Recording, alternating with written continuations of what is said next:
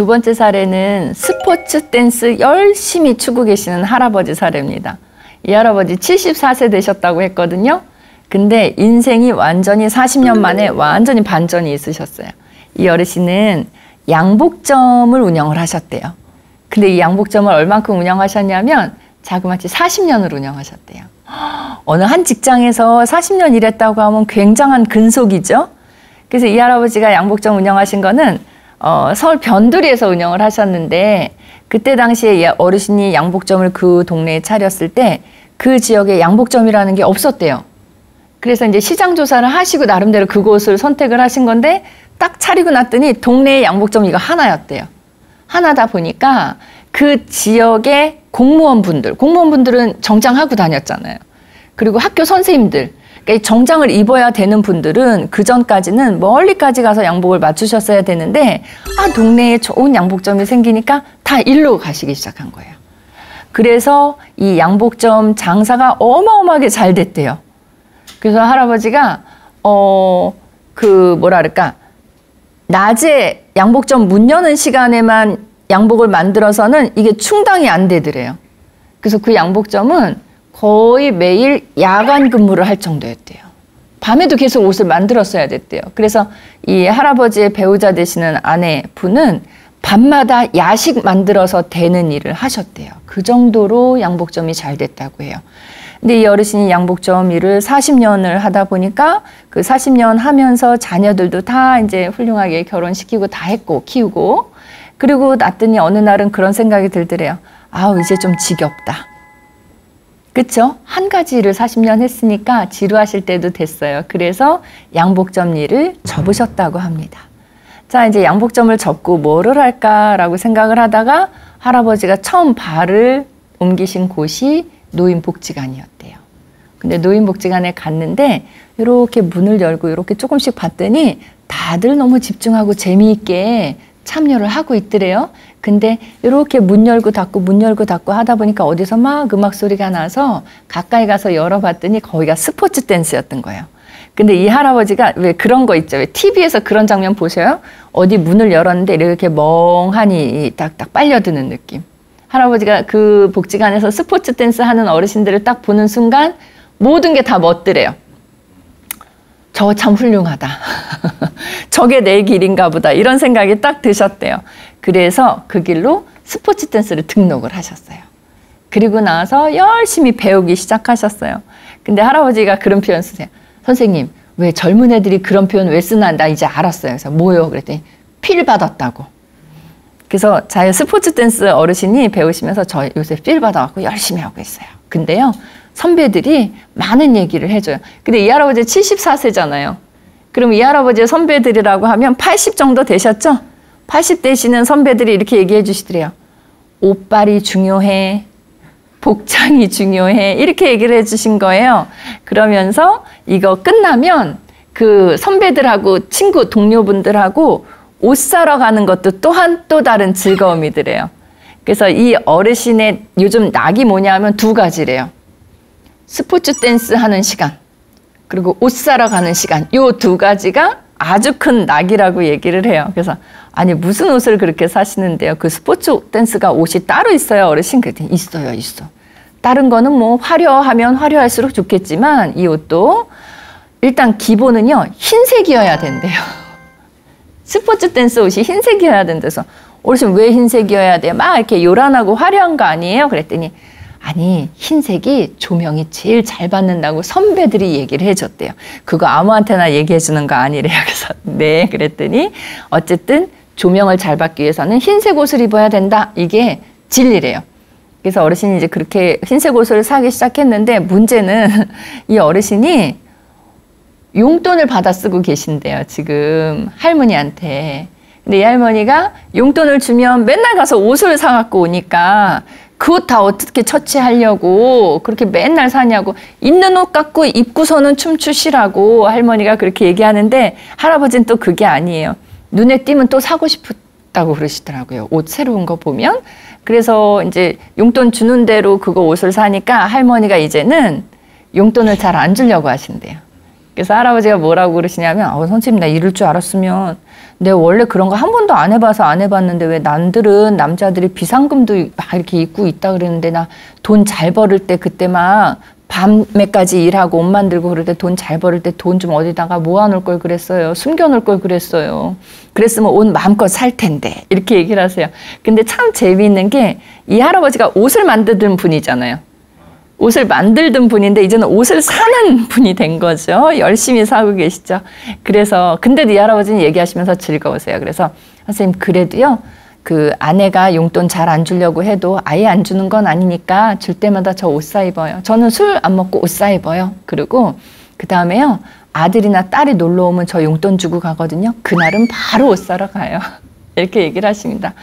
그래서 선생님 세상에서 제일 즐거운 게 친구들하고 같이 춤추는 사람들하고 딴 사람 필요 없어요. 그 사람들하고 옷 사러 가서 같이 골라주는 이 시간이 선생님 얼마나 행복한 시간인지 몰라요. 이렇게 얘기를 하세요. 그래서 제가 이렇게 들으면서 앞서서 어르신이 스포츠 댄스에 빠지셨다고 말씀을 드렸는데요. 스포츠 댄스에 빠지신 게 아니라 옷 사는 데 빠지신 것 같아요, 지금. 그래서 어쨌든 즐겁게 하시는데 할머니가 너무 옷 많이 산다. 이것 때문에 뭐라고 하셔서 저 어떻게 할까요? 아내가 자꾸 뭐라고 해서 그것 때문에 좀 불만스러워요 라고 얘기를 하시는데 지금 제 말투 보셨죠? 불만스러워요인데 전혀 불만 아니에요. 웃으면서 얘기하시는 느낌이 들었습니다.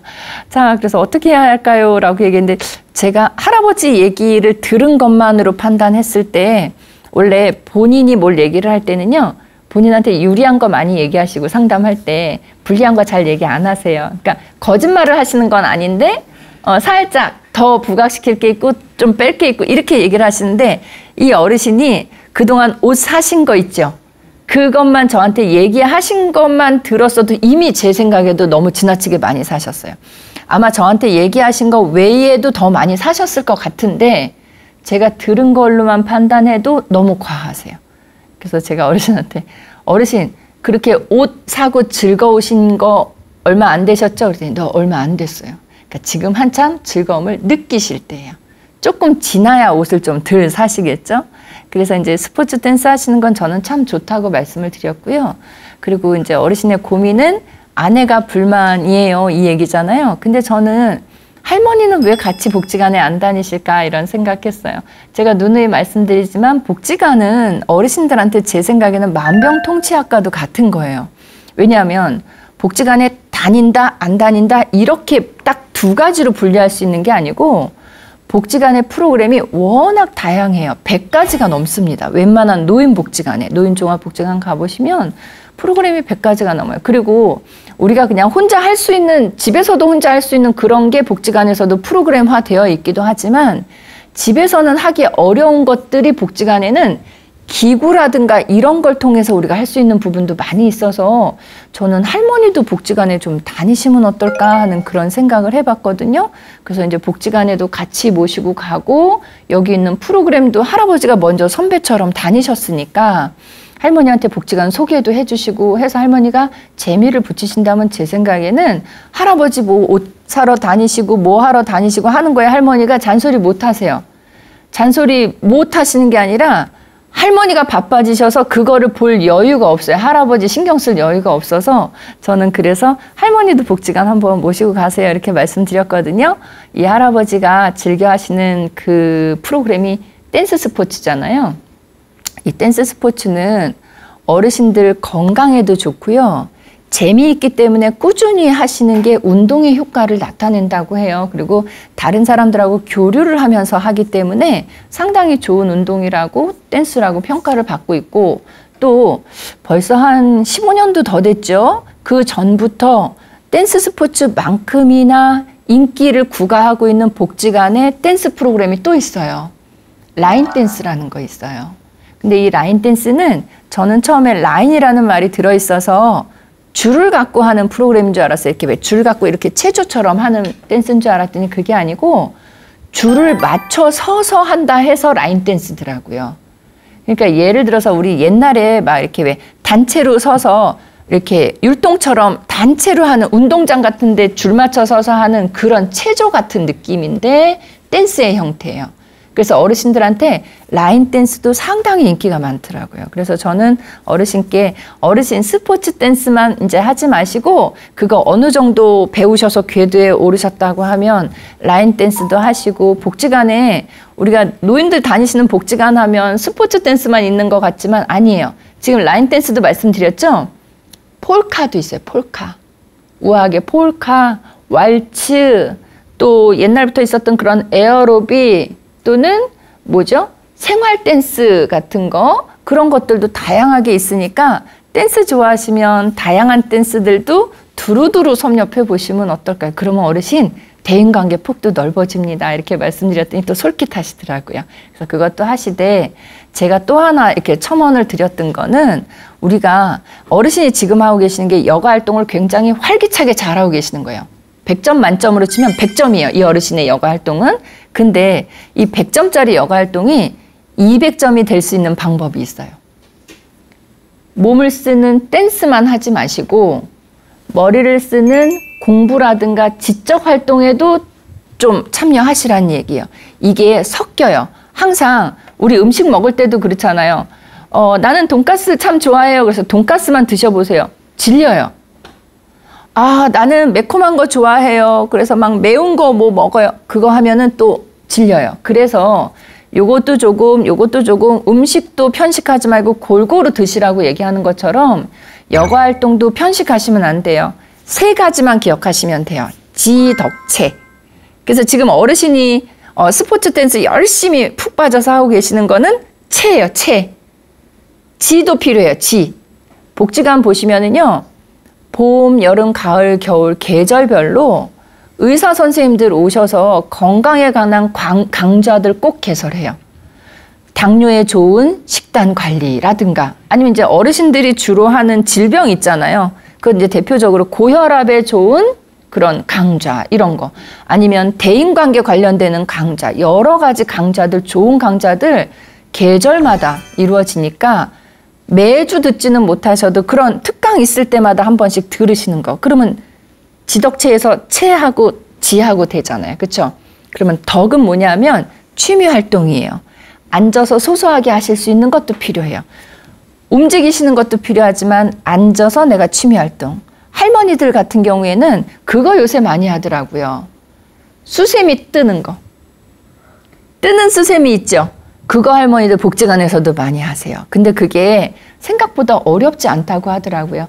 옛날에 어머님들은 뜨개질 많이 하셨잖아요. 코바늘 같은 걸로. 그래서 뜨개질 할 줄 아는 분들은 쉽게 만들 수 있어서 할머니들이 그 복지관에서 뜨개질 강좌 조금 배우시고 나면 그냥 복지관에 뭐라 그럴까요? 복도에 벤치 같은 데 앉아서도 이야기 나누면서도 뜨시더라고요. 그래서 지인들한테 또 자녀분들한테 선물로도 드리고 해서 그런 방법도 좋을 것 같아요. 그래서 저는 이 어르신한테 지, 덕, 체 요 3가지 같이 프로그램 골고루 이용하세요라는 얘기하고 또 하나는 할머니 꼭 같이 모시고 가세요. 자, 우리나라에 노인복지관이 많다는 거 얘기 들으셨죠? 복지관만 많은 게 아니라 노인들이 이용할 수 있는 그런 곳들이 참 많이 있는데요. 노인복지관은 이용할 수 있는 나이가 65세가 아니고 60세부터예요. 그러니까 요걸 잘 생각하셔야 돼요. 많은 분들이 지하철 공짜로 타는 거 65세 또 모두 65세 노인이 사회보장 혜택을 받을 수 있는 건 65세부터이기 때문에 많은 경우 다 65세가 돼야 되나 보다 이렇게 생각하는데 아니에요. 노인들이 여가활동할 수 있는 곳, 복지관, 경로당 이런 곳들은 60세부터 다니실 수 있어요. 근데 두 분 중에 부부 2분 중에 한 분이 60세면은 나머지 한 분은 55세 이상 되셨으면 같이 다니실 수 있어요. 그러니까 나이 차이가 있게 결혼하시니까 그래서 꼭 할머니도 모시고 가셔서 할머니가 흥미를 느끼실 수 있을 만한 그런 프로그램을 할아버지가 좀 권유해드리고 그 다음에 할머니가 이제 그 프로그램에 참여하셨다 그러면 그 다음에는 가다가 문득문득 한 번씩 할머니가 그 프로그램 잘 참여하고 있는지 한번 이렇게 참관해 주시는 것도 되게 힘이 난다고 하더라고요. 왜 가끔 복지관에서 보면 할머니든 할아버지든 한 분이 컴퓨터 배우고 있는데 나머지 한 분이 그 컴퓨터 반 이렇게 문 열어보시는 경우 있거든요. 그러면 그 같이 배우는 분들이 그런데요. 이렇게 수근수근 하면서 할아버지 왔어, 할아버지. 이렇게 얘기를 하는데 그거 할아버지가 왔다는 것만으로도 이 할머니는 어깨에 이렇게 힘이 들어간대요. 아, 내 배우자가 나 공부하는 거 보러 왔구나 라고 생각해서 참 좋다고 하니까 그렇게 같이 오순도순 다니시면 좋을 것 같고, 또 하나는 저 그 생각도 했어요. 복지관 이왕 다니시니까 컴퓨터 교육을 좀 받으시면 어떨까. 일주일에 한 번씩만이라도. 스포츠 댄스는 이 할아버지가 거의 매일 하신다고 하니까 그럼 좋아하시는 거니까 매일 하세요. 매일 하시고 실생활에 도움이 될 만한 거로서 컴퓨터 배우시는 거를 일주일에 한 번 정도 배우시면 좋을 것 같다는 생각이에요. 요새 코로나 이후로 제가 그 얘기 드렸어요. 노인들한테 디지털이 이게 얼마나 필요한 존재인지. 노인들만 아날로그예요. 근데 세상은 디지털화 돼 있어요. 그럼 노인들은 이 디지털화 되어 있는 세상에서 소외될 수밖에 없어요. 뒤떨어질 수밖에 없어요. 그러지 마시고 노인들도 사회에 통합이 될 수 있어야 돼요. 배제되면 안 돼요. 그래서 사회에 통합될 수 있는 방법이 여러 가지가 있는데 그 중에 하나가 디지털에 내가 익숙해지는 거예요. 그래서 저는 노인분들 만날 때마다 할머니 컴퓨터 배우세요. 할머니 스마트폰으로 인터넷 들어가는 거 한번 배워보세요. 이렇게 말씀드리는데 복잡한 거 아니고요. 내가 필요한 거 주로 많이 쓰는 거를 배워두시면 그거는 계속 사용하시니까 숙달이 되세요.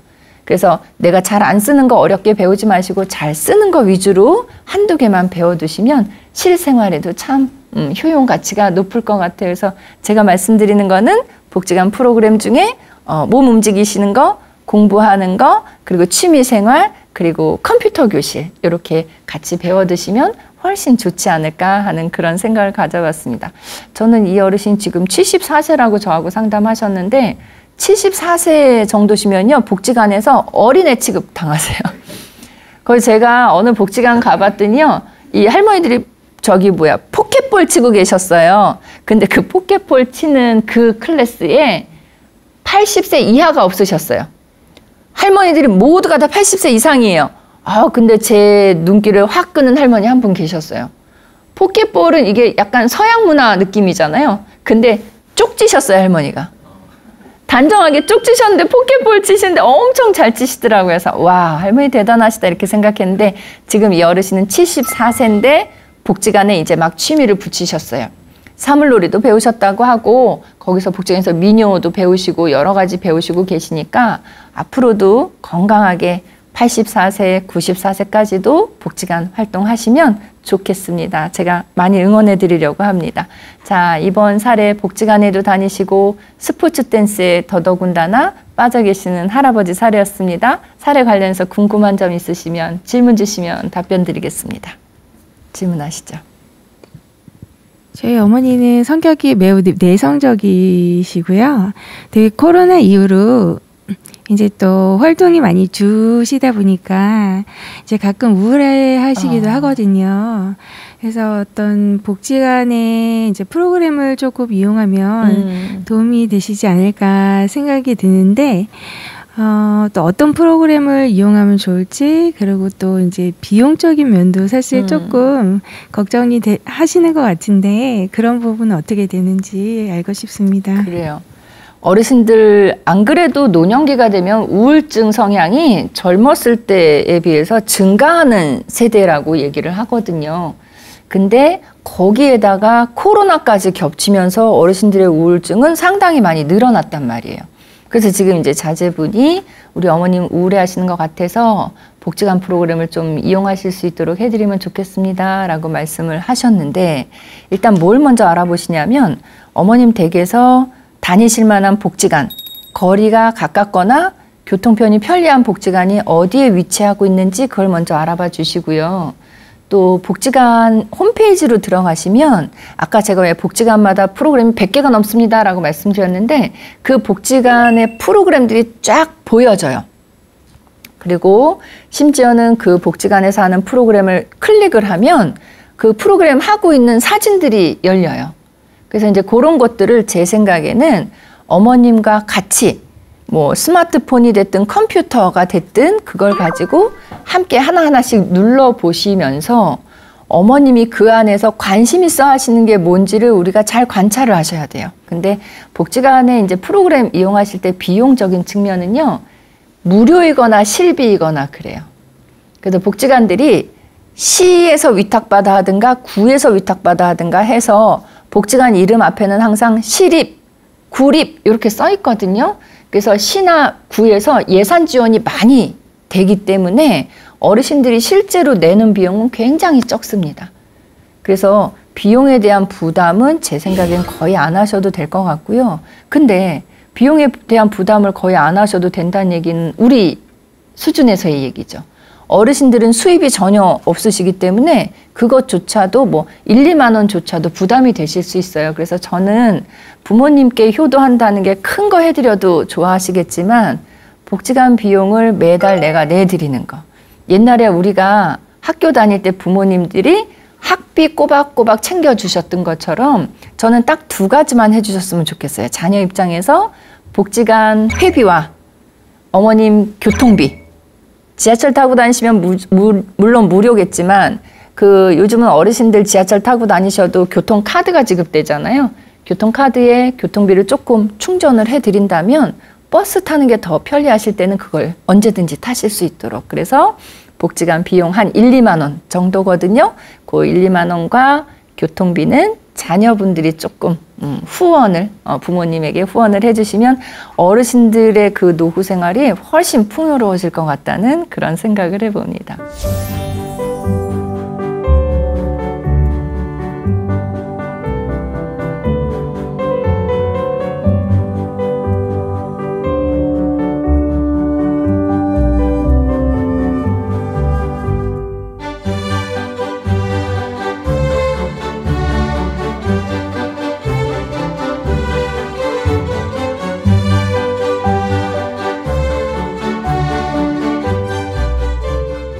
모쪼록 노후에 마음이 좀 쓸쓸하든 어쨌든 신체적으로 일단 건강을 유지하신다면 쓸쓸한 마음도 건강한 신체를 통해서 우리가 또 극복할 수 있을 것 같습니다. 운동도 많이 하시고 복지관도 많이 이용하시고 친구도 많이 만나시면서 즐겁게 노후 생활 하시기 바랍니다. 저는 다음 주에 또 찾아뵙겠습니다. 감사합니다.